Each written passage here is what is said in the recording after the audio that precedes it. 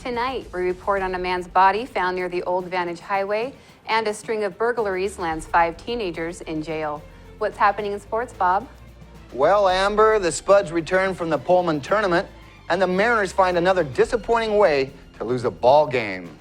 Here's a quick glance at our Weather Center forecast.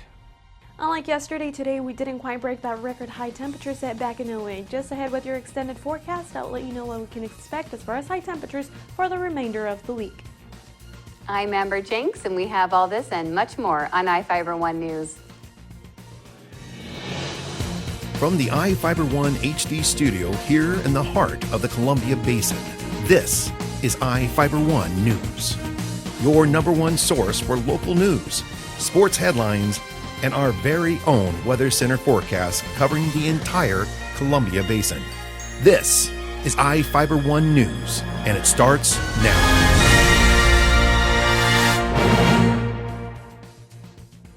An Ellensburg man died after apparently falling from a 150-foot tall cliff near Quincy.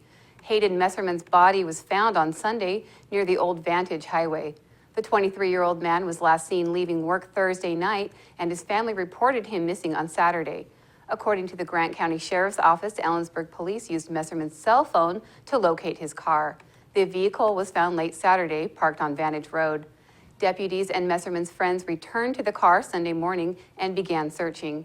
Messerman's body was found at the bottom of the cliff near where the car was parked.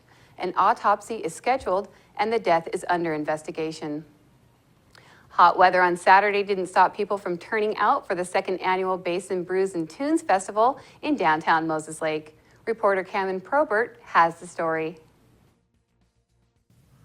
People had a chance to enjoy Moses Lake beers, play beer pong, and participate in a beer dog competition Saturday evening.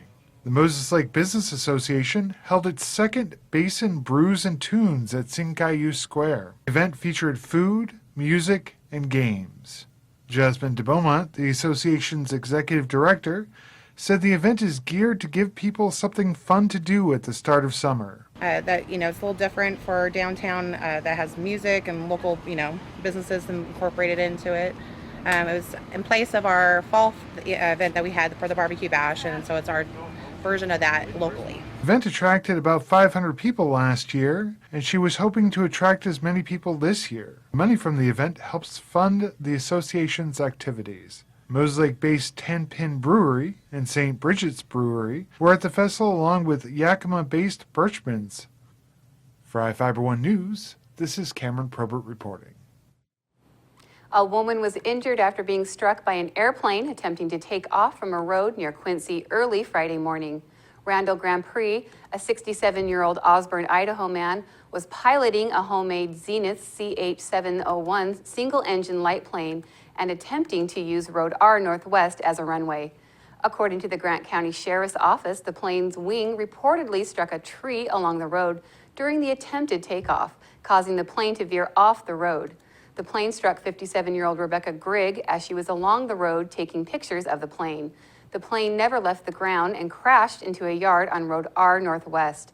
Grand Prix was not hurt, but a 13-year-old girl riding in the airplane had minor injuries and was treated on scene. Greg was taken to Quincy Valley Medical Center for non-life-threatening injuries. Grand Prix was reportedly using the road as a runway because the field he would have used was muddy. A Moses Lake woman is accused of leading police on a roughly 45-mile chase through Grant County. Prosecutors charged Betty Holt, a 66-year-old woman in Grant County Superior Court, with attempting to elude a pursuing police officer. Drivers reported an older tan Oldsmobile was stopping in the middle of Pioneer Way and tailgating other vehicles on June 19th. Deputies allegedly spotted Holt and reportedly saw her use her brakes suddenly, nearly causing 3 other vehicles to hit her car. When the deputies signaled Holt to stop, the woman allegedly fled. She has reportedly reached 85 miles per hour in the pursuit and forced several vehicles to pull to the side of the road to avoid colliding with her car. The sheriff's office stopped the chase. Washington State troopers reportedly spotted Holt near Dry Falls and began to chase her. She allegedly stopped on State Route 2 and was arrested. Now we take a look at people being sought by law enforcement. This is Sheriff Tom Jones with the Grant County Sheriff's Office. Each of the people you see here have a warrant for their arrest. If you see any of these people, we ask you do not attempt to detain or apprehend them, but call us at 509-762-1160 or send us an email at crimetips@co.grant.wa.us. If the person is presenting a danger, call 911. With your help, we can bring these people to justice and make our community safer. We will be right back after this.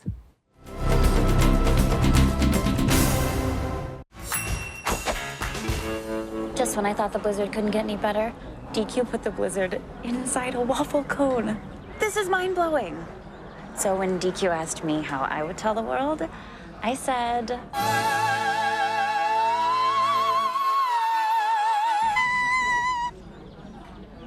Sounds better in Italian.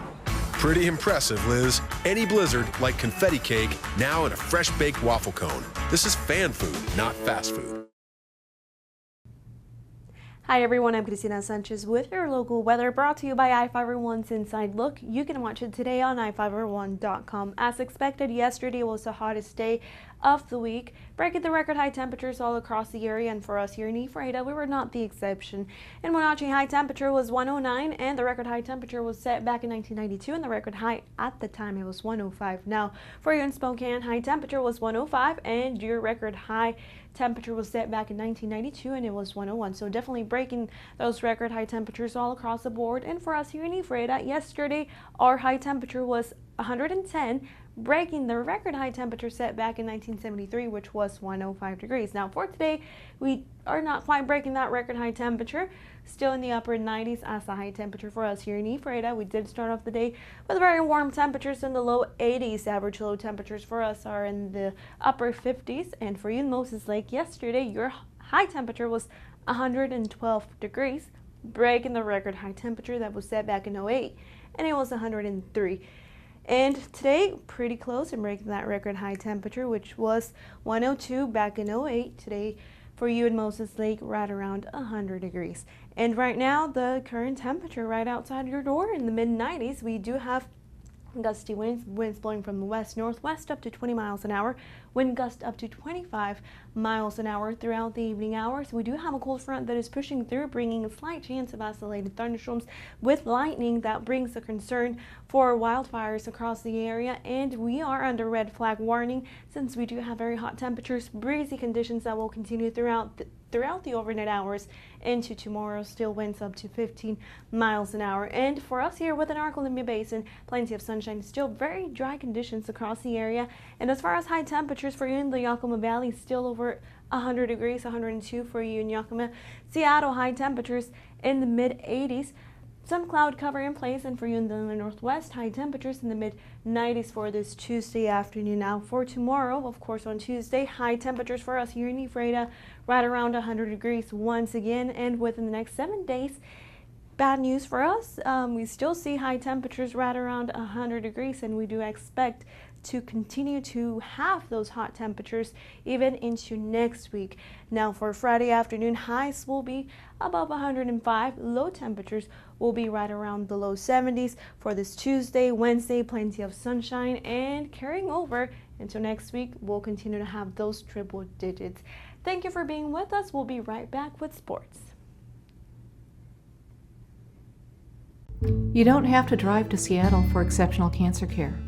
Confluence Health's cancer program delivers world-class care close to home. We have a highly experienced oncology team in a state-of-the-art facility, and we're a member of the Seattle Cancer Care Alliance, which gives our patients access to world-renowned therapies developed at Fred Hutchinson, the University of Washington Medicine, and Seattle Children's. Together with the SCCA, we're delivering world-class cancer care close to home.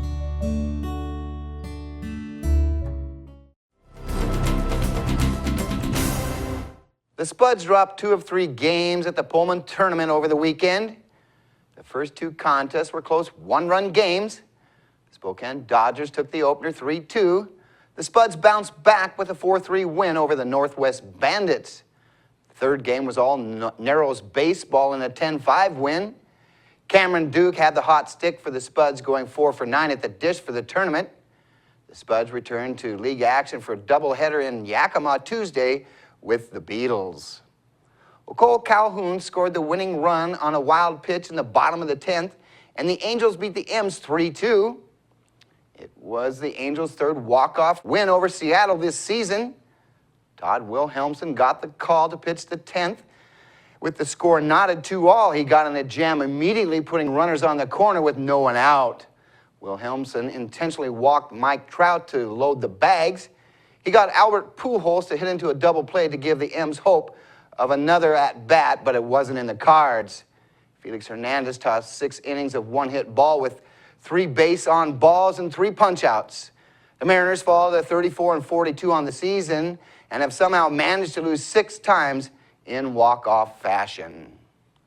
Well, Bubba Watson struggled with his putter at the U.S. Open at Chambers Bay last week, but the lanky lefty had no trouble reading the greens at the Travelers Championship, sinking this putt for an eagle on 13.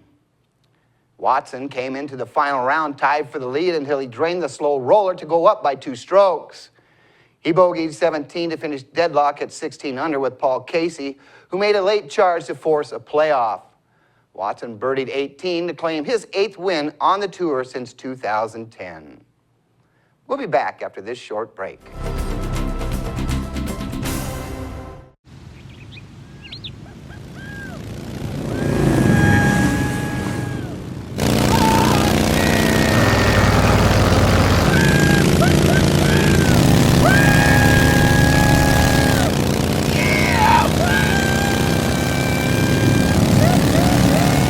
Experience speed like never before when you connect to Grant PUD's high-speed network.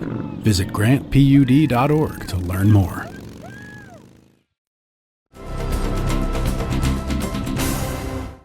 Our spotlight story tonight is about the 14th annual Car and Bike Show at Sporty Steakhouse in Moses Lake. Reporter Cameron Probert has the story. Dozens of new and classic cars were displayed in Moses Lake Saturday as the owners of Sporty Steakhouse celebrated their anniversary. The 14th annual Car and Bike Show drew vehicles from as far away as Idaho. Joseph Allegan, a judge for the event, said 48 vehicles made the trip to participate in the show. They ranged in model year from 1917 to 2013. We had sports models, we had Europeans, classics, and brand new ones. I mean, all kinds. He said the vehicles represent thousands of hours and dollars for their owners. He pointed out one person bought a 1963 Corvette and spent $80,000, and many of the restorations probably cost as much. A lot of them do it themselves or with partnerships, like a friend comes over, or they got community help. In that car community, there's other people they get help from. The vehicles are judged on their imperfections. Allegan pointed out a nearby Chevrolet, which was missing a lock in the passenger side door. Because everything looks perfect, but you're looking for what flaws. Did they clean the trunk? Are the windows clean? Are there chips on it? It's like this guy's missing a keyhole. Allegan said the Army National Guard truck was a hit with the crowd, along with a 2005 Alfa Romeo 8C Competizone, which won 2 awards at the show, including the People's Choice Award. Terry O'Brien, the Alfa Romeo's owner, said it's the only one of its kind in the Pacific Northwest. It was a limited production car. They only made them for 1 year. Of the 499 that were produced, only 140 were allocated to the United States. And this is the only remaining one in the Pacific Northwest. A few years back there were 3, now we're down to the 1. Brian was placed on a waiting list for the vehicle and had to wait 19 months to get the car. Driving the car is enjoyable and attracts attention, he said. And with the color and the car, there's, a lot of times you get pulled over and the officers are very, very cordial and say he didn't do anything wrong, just wanted to look at the car. He normally keeps the car in storage, but brings it to car shows so other people can see it. For iFIBER 1 News, this is Cameron Probert reporting. We will be right back after this. Well, one thing I knew from being a patient myself was that a dental office is a scary place to come to. And so we wanted everything possible to make sure that our office is a comfortable place for our patients to visit.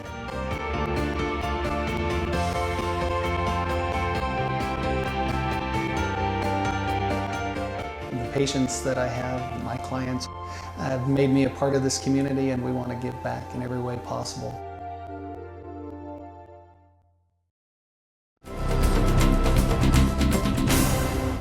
Welcome back. A Quincy man allegedly tried to steal 2 trucks and 2 tractors at farms on Road 9 Northwest. Prosecutors charged Constantine Sells, a 24-year-old man in Grant County Superior Court, with 3 counts of theft of motor vehicle and attempted theft of a motor vehicle. An employee of a farm on Road 9 Northwest reportedly saw Sells trying to drive the farm's Kenworth truck on the road. The employee reported to the police the truck was hopping down the road as if the driver didn't know how to drive it.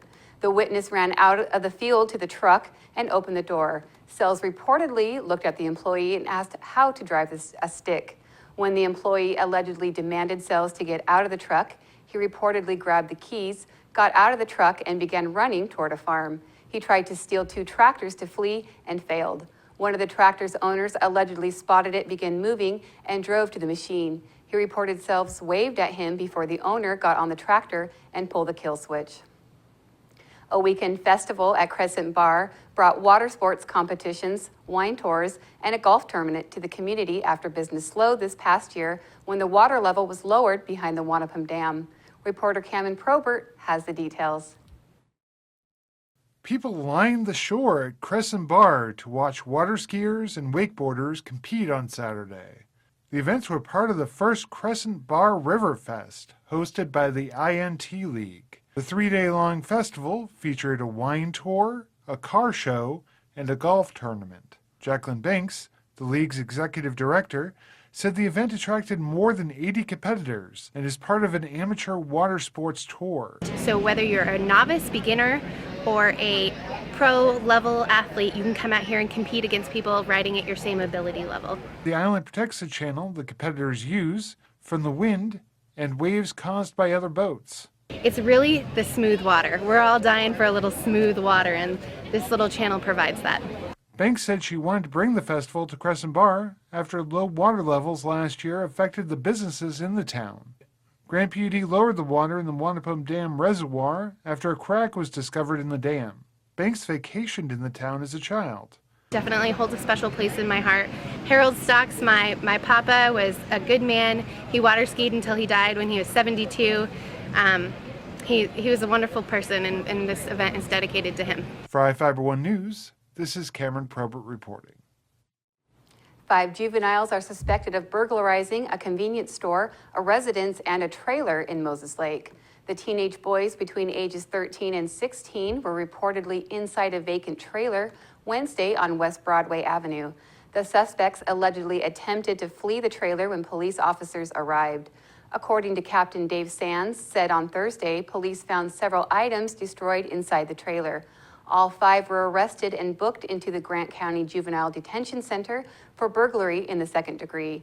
Later in the same day, police found a residence on South Gibby Road burglarized. The air conditioner was stolen out of the wall of the home and the carpet was burned. Police reportedly found beverages, cans, and vapor cigarettes inside and believe they were stolen from the convenience store on Tuesday, about a block away from the Gibby Road home. According to Sands, investigators believe the suspects are connected to the 3 burglaries. In Northwest news, in Wenatchee, dozens of homes have burned and more are in danger from a fast-moving brush fire started Sunday afternoon. Como's Joe Moreno has more on the firefighters are facing. Flames burned an ominous glow against the night sky as a huge brush fire swept into Wenatchee. A commercial district ignited as the fire pushed from the surrounding hillsides into a housing development, then spread to nearby businesses. Reports initially came out of Monitor to the west as the brush fire threatened nearby houses there. The fire started right down by us. We called it in, and it went straight up the hill right behind our house. Steep hillsides and stiff winds drove flames toward Wenatchee faster than emergency crews could move. Walls of fire and choking black smoke swallowed up homes along the slopes. And even the aerial attack couldn't contain the destruction. I mean, the houses over there are pretty threatened. It already burned one barn. Crews say dozens of homes have burned to the ground. Thousands of residents are now under evacuation orders, though early on, not everyone heeded the warnings. We got a level 3 evacuation notice, but we didn't leave. We sat there and helped the firefighters, gave them water and whatever they needed. Those not fighting to save their homes stopped to take in the spectacle, crediting firefighters for what seemed like an overwhelming task. There's not much they can do. Look at how much it's flaming up right now. It's just incredible. Still no word on what started the fire or when crews might get the upper hand. Hot, gusty winds kept the flames moving through the tinder-dry areas with no sign of relief. That's going to do it for us here at iFiber One News. We want to thank you for watching, and we'll see you again tomorrow.